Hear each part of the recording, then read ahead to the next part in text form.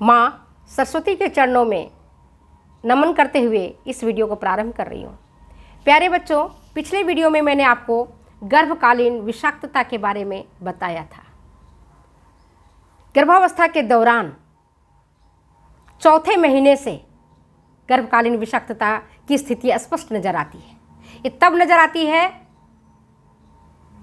जब गर्भवती माता का देखभाल ठीक प्रकार से जब नहीं किया जाता है, जब वो स्ट्रेस में रहती है, जब वो मानसिक रूप से परेशान रहती है, जब उसका ब्लड प्रेशर किसी न किसी कारण से बढ़ जाता है, जब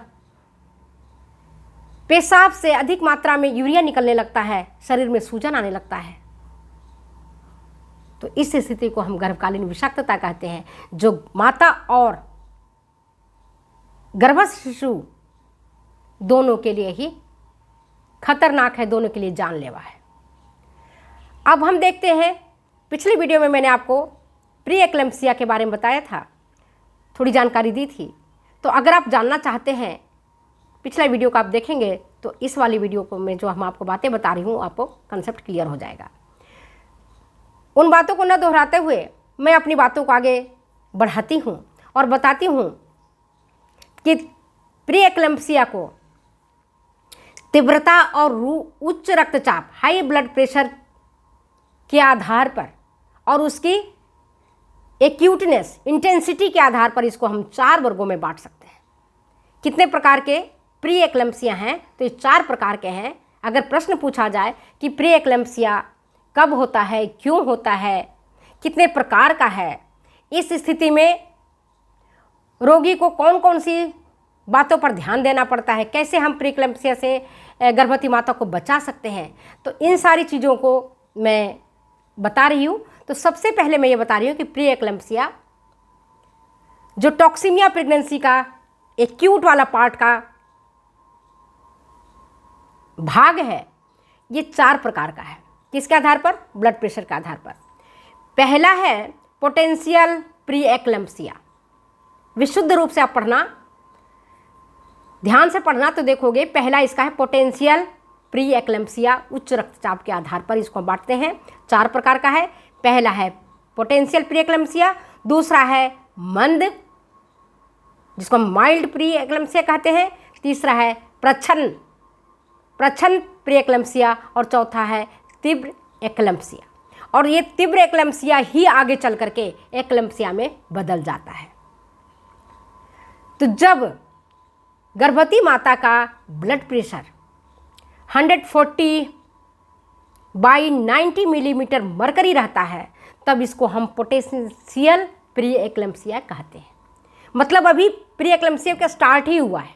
आप इस स्थिति में, इस अवस्था में रोग पर कंट्रोल कर सकते हैं, इस जटिलता को कंट्रोल कर सकते हैं, इस पर नियंत्रण कर सकते हैं। सबसे आसान होता है कि जब कोई बीमारी शुरू होती है, उसके पहले ही प्रारंभिक अवस्था में ही उस पर अंकुश डाल दिया जाए, प्रारंभिक अवस्था में उसको पकड़ लिया जाए और उसका निदान किया जाए। इसके बाद दूसरी स्थिति आती है, इसका दूसरा प्रकार है, वो है मंद प्री एक्लेम्पसिया। मंद प्री एक्लेम्पसिया जिसमें ब्लड प्रेशर 140/110 मिलीमीटर मरकरी हो जाता है। 140 से नीचे वाला जो उसका होता है वह 105 से 110 मिलीमीटर मरकरी हो जाता है मंद प्री एक्लेम्पसिया की स्थिति में। तीसरा है आपका प्रच्छन्न। इसकी स्थिति में ब्लड प्रेशर और भी बढ़ जाता है, और तीव्र एक्लेम्पसिया की स्थिति में ब्लड प्रेशर 160/110 मिलीमीटर मरकरी, प्रच्छन्न की स्थिति में 180/100 मिलीमीटर मरकरी हो जाता है। तो ब्लड प्रेशर के आधार पर जो मैंने आपको बताया है, वो एक्लेम्पसिया 4 प्रकारों में बांटा गया है। पहला है पोटेंशियल, दूसरा है मंद, तीसरा है प्रच्छन्न और चौथा है तीव्र।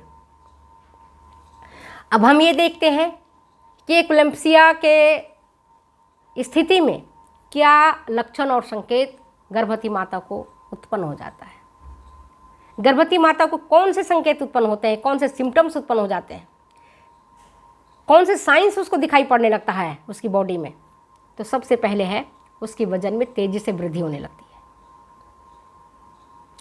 गर्भावस्था में वजन जो है वो बढ़ करके 12 किलोग्राम से, अंत तक बता रही हूँ, 12 से लेकर के 12.5 किलोग्राम तक उसका वजन बढ़ जाता है।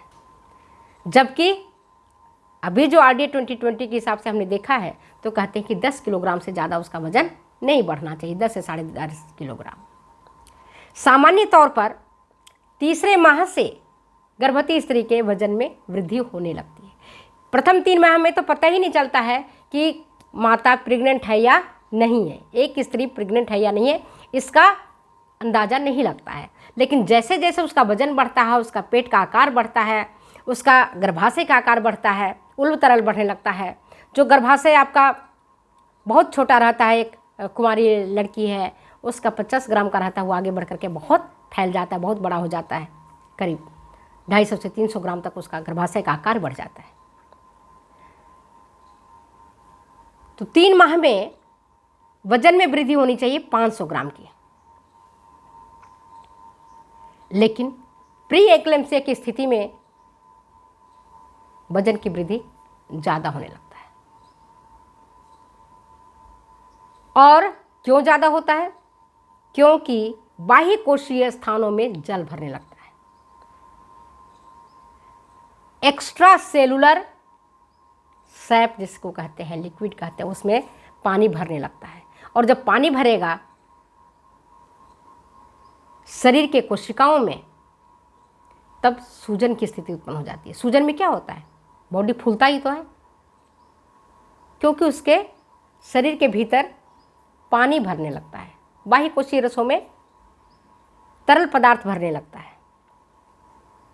और इसकी मात्रा 6 से लेकर के 6.5 किलोग्राम तक बढ़ जाता है। बाह्य कोशीय रस की जो मात्रा है 6 से लेकर के 6.5 किलोग्राम तक बढ़ जाता है, जो कि सूजन की स्थिति उत्पन्न करता है। गर्भवती माता के हाथ पैरों में सूजन आ जाता है, जांघों में सूजन आ जाता है, कई बार चेहरे पर सूजन आ जाता है, बॉडी में सूजन आने लगता है। ठीक है, पहला तो ये है। दूसरा है उच्च रक्तचाप। मैंने आपको बताया कि टॉक्सीमिया प्रेगनेंसी में ब्लड प्रेशर हाई हो जाता है, पहले भी बताया, अभी भी बता रही हूँ। एक नॉर्मल व्यक्ति का ब्लड प्रेशर 120/80 होना चाहिए, 120/80 मिलीमीटर मरकरी होनी चाहिए। लेकिन जब एक्लेम्सिया की स्थिति उत्पन्न होती है तो ब्लड प्रेशर 140 से लेकर के 150, 160, 170, 180 अथवा इससे भी ज़्यादा हो जाता है। और नीचे वाला भी ब्लड प्रेशर जो है 80 होना चाहिए, वो भी बढ़ते बढ़ते 105, 110, 120, 130, 140 ऐसे बढ़ जाता है। जब बढ़ जाएगा, ब्लड प्रेशर बढ़ता है, तो आप खुद समझते हो, जानते हो, आजकल ब्लड प्रेशर बहुत कॉमन है, तो गर्भवती स्त्री को सिर दर्द होने लगता है, चक्कर आने लगते हैं, उल्टियाँ होने लगती है, आँखों के आगे अंधेरा छाने लगता है, नींद में कमी आने लगती है, बेचैनी होने लगता है, उसको धुंधला दिखाई पड़ता है। ये ब्लड प्रेशर के लक्षण हो जाते हैं। किसी भी व्यक्ति को होता है, ब्लड प्रेशर बढ़ता है तो चक्कर आता है, इसका मतलब समझ लो कि कुछ न कुछ परेशानी हो सकता है कि ब्लड प्रेशर उसका हाई हो गया हो। तीसरा लक्षण होता है उसका पेशाब में प्रोटीन का निष्कासन होना। पेशाब से प्रोटीन निकलने लगता है। प्रोटीन में मैंने अब बताया एल्बुमिन और ग्लोब्यूलिन दोनों ही निकलने लगता है। और ज़्यादा प्रोटीन निकलेगा पेशाब के माध्यम से तो वो डैमेज करता है आपके किडनी को खराब करेगा। जो वृक्क है, जो हमारा किडनी है, वो हमारे खून को छानने का काम करता है, फिल्टरेशन का काम करता है। वहां से प्रोटीन जिसका आकार बड़ा है ग्लोब्यूलिन का, वो छलने लगता ज़्यादा, तो जो किडनी का जो कोशिका है नेफ्रॉन, उसको डैमेज करता है, नेफ्राइटिस कर देता है। तो पेशाब से ज़्यादा मात्रा में प्रोटीन नहीं निकलना चाहिए। फिर गर्भवती माता को उल्टी होने लगती है, काय होने लगता है। नॉर्मली प्रेग्नेंट मदर को तो ये सामान्य से लक्षण है, उल्टी होना, कै होना और पेशी ऐंठन होना, हाथ पैर के जोड़ों में दर्द होना, ये खास करके आपको प्रीएक्लेम्पसिया के लक्षण और संकेत हैं। जिसमें कोई भी जो प्रेग्नेंट मदर होती है इसमें तो उल्टी होना, पेशी ऐंठन होना, ये तो सामान्य से लक्षण है, लेकिन ब्लड प्रेशर के साथ साथ पेशाब में अगर प्रोटीन निकलता है तो ये सामान्य लक्षण नहीं माना जाएगा। इससे गर्भवती माता को और उसके पेट में पल रहे बच्चे को दोनों को नुकसान होता है। ये चीज़ नहीं होनी चाहिए। तो चलिए आज के मैं इस वीडियो को यहीं विराम देती हूँ। फिर मिलती हूँ मैं अगले वीडियो में अगली बातों के साथ कि प्रीएक्लेम्पसिया अगर किसी व्यक्ति को हो गया है, कोई गर्भवती माता अगर प्रीएक्लेम्पसिया से पीड़ित है, लक्षण हमें पता चल गया, संकेत हमें पता चल गया, क्यों होता है ये भी हमें पता चल गया, तो इस पर कैसे काबू पाएं, हम कैसे इसका बचाव करें, क्या इसका उपचार है, इस पर हम अगले वीडियो में आपको चर्चा करेंगे। तब तक के लिए जाने की इजाज़त। Okay, thank you.